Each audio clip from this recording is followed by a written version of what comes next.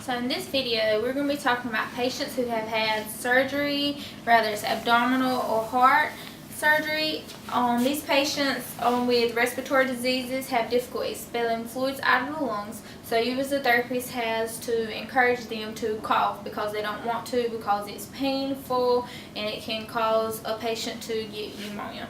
So we're going to show you some exercises. So one, if the patient couldn't do it themselves, they will lay in supine. And you're actually going to do a manual quad cough.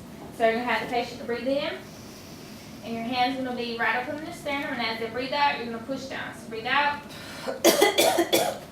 and this will cause them to go ahead and cough those secretions up. So again, your hands are going to be up under the sternum, and you have to breathe in, and as they breathe out, you push down. Okay, and then you can sit up. Another one we're going to do is with a towel. Put this around you. Cross. And a patient can actually do this by themselves, or you can help assist them. So you're going to have the patient look away. You're going to have them to breathe in. And as they exhale, you're going to encourage a cough. Okay? And then the same way, patient can grab it with their hands. Okay? Have them to breathe in. And as they exhale, you're going to encourage that cough. Good job. Some more is the 6 sips cough. So you're going to have your patient to sip real fast 6 times. So go ahead and do.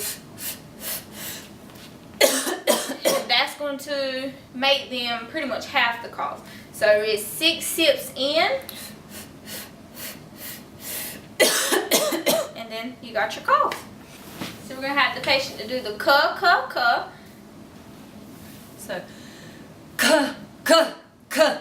Okay, and then the same way with the huh, huh, huh. And it usually causes the patients to maybe sometimes cough or expel the fluids out of their lungs.